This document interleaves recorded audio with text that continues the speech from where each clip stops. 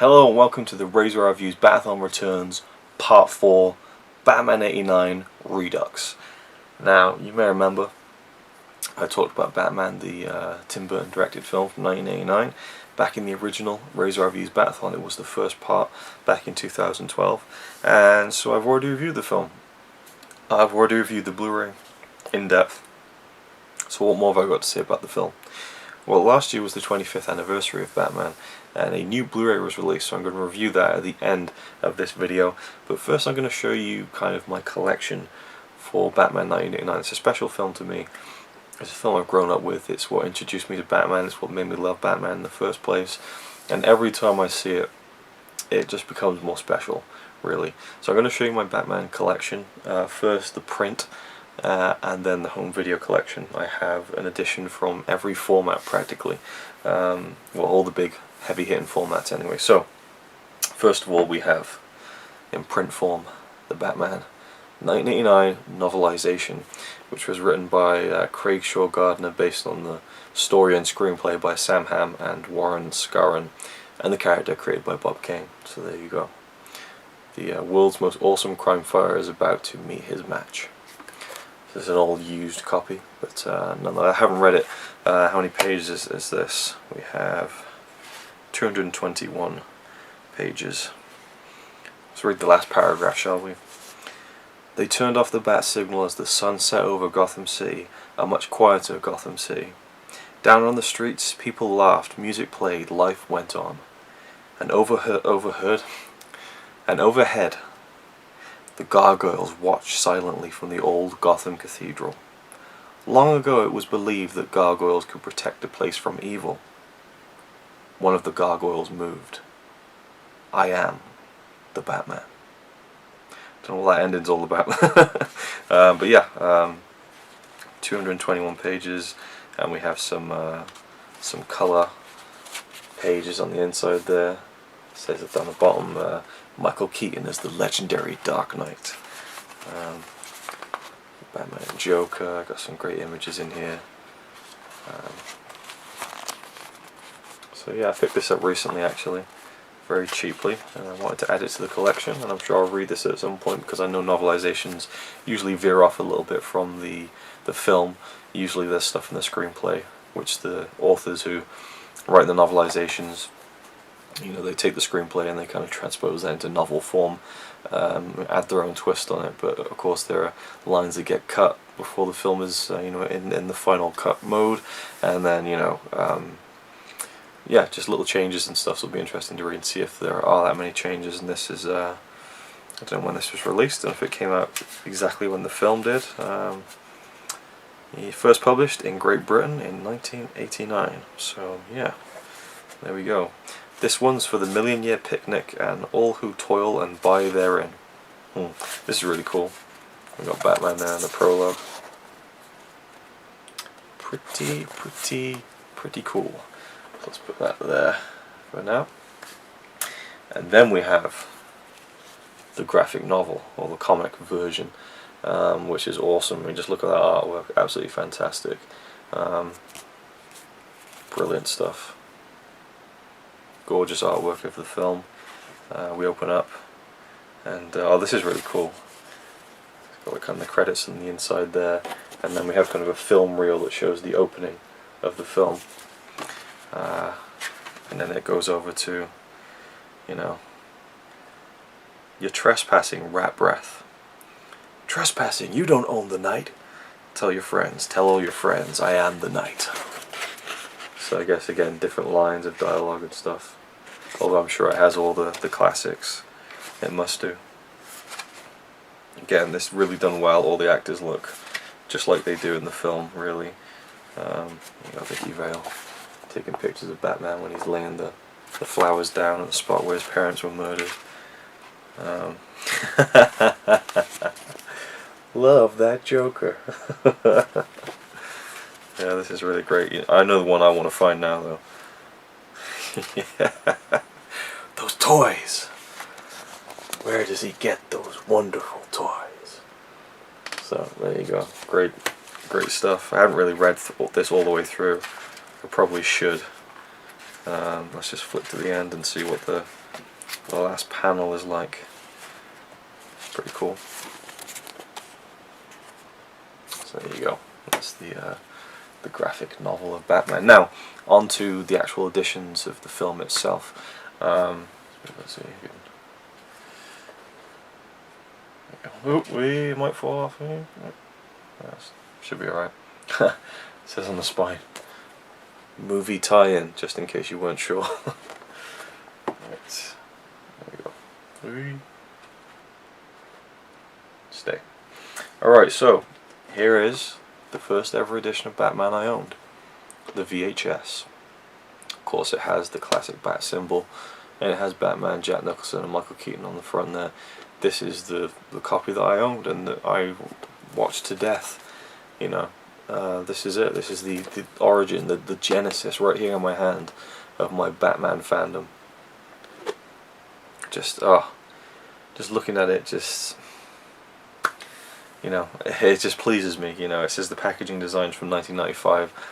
That's when I got them for Christmas. I got this for Christmas in 1995, and I got this, Batman Returns. So yeah, these are the kind of the genesis of my Batman fandom. And you know, I remember looking at the back of the Batman Returns cover and always wondering, like, it seems like this scene is Batman up against a wall and Catwoman straddling him, whereas in actuality the scene plays out like that. So I always thought, am I missing a scene where he's up against the wall? But yeah, there you go. That's my first copy of Batman, and I haven't rewound it. There we go. But you know, you gotta love the old VHS. You know, I found it recently, so I had to include it. Let's just stick that up there. That'll be more solid. There we go. Cool. So you go from VHS to Laserdisc. Yeah, I got this from eBay and I framed it. I think it looks awesome. There's a bit of glare on that, but yeah. It's just brilliant. No title, just the bat symbol. Awesome. And on the back you've got Batman and the Joker, you got the chapter listings, side 1, side 2, side 3, all the credits.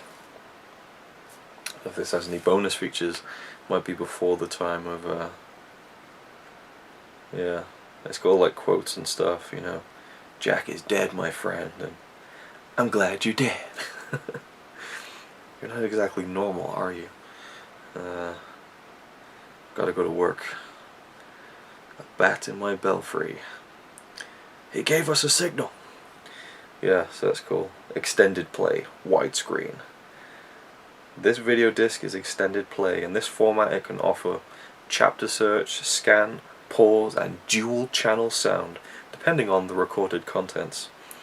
When not in use, place video disc in jacket and store in cool, dry place. Printed in USA. So there you go. The Batman Laserdisc. Awesome.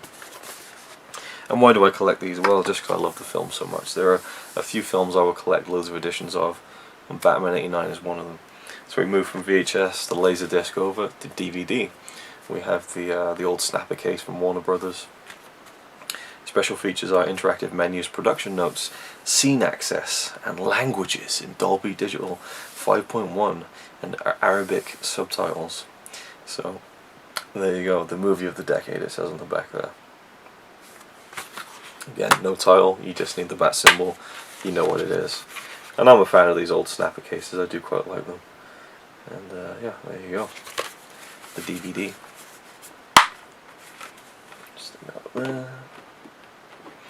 Not that you can see it, but it's up there anyway. And then we go to the Blu-ray. The next step, we have the standard Amray case from the Motion Picture Anthology box set, which has all these special features on the back, which I've reviewed and talked about in depth in part 1 of the RazorwireReviews Bat-a-thon, the original back in 2012. So there you go, Batman on Blu-ray, Amray standard. And then we have the Steelbook, the Canadian Steelbook, not the UK one. Again, all you need is the bat symbol and an image we're seeing a lot of, the Batman and Joker, and then on the inside it has a shot of the Batmobile riding out of Ace Chemicals and the explosion and everything. Is really cool. So there you go. Batman '89 to me is again, really special film. I'm a huge fan of it, and when I saw the next edition I'm going to show you, which is the final thing I have, I thought, do I really want to buy this film again? The answer was yes. Here we go. We have Batman the Diamond Luxe edition. This came out last year for the 25th anniversary of the film, and it has a second Blu-ray disc, which includes all new bonus features. So yeah, sounds awesome, right? So this is a really cool edition. It's kind of like very heavy plastic, super glossy, like one of the glossiest things I've ever seen in my entire life. Here is the spine, just says Batman. On the back, you got a great image there. Hard not to get glare on it, but yeah, it's super glossy, and it's kind of magnetized shut, and then you can open it like this, and you get this awesome two-shot of Michael Keaton and Jack Nicholson, Batman and Joker. I mean, it's just, yeah, incredible. And then you open it up, and you have the two discs and a great, massive open image like this. Okay, and get the glare off. Basically the end of the film, you know. So how awesome is that? It's fantastic. And then we have the bonus disc there with the Joker on it. So it even says special features disc. So what special features do we have on the Diamond Luxe edition? Where's the slip? Batman, the birth of the modern blockbuster.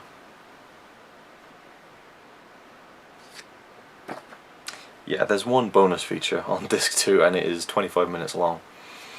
I mean, it even says when you open up pop the Blu-ray, and it comes up and it's like special features. You click, and there's one feature out.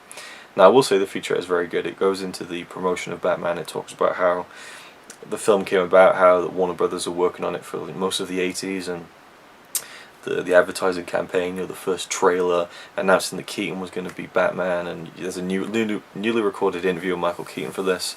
I wish he talked about it more. I wish they could have made like a feature-length documentary, because it was a fantastically put together piece. It really was top tier quality stuff, you know, all in high definition, lots of great graphics work and stuff, you know, really good job.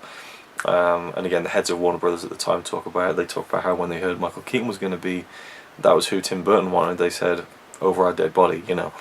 Burton convinced them, and said how it was all about the eyes, which is what I said back in the original Bat-a-thon, you know. And that really is what sells, for me, Keaton as Bruce Wayne.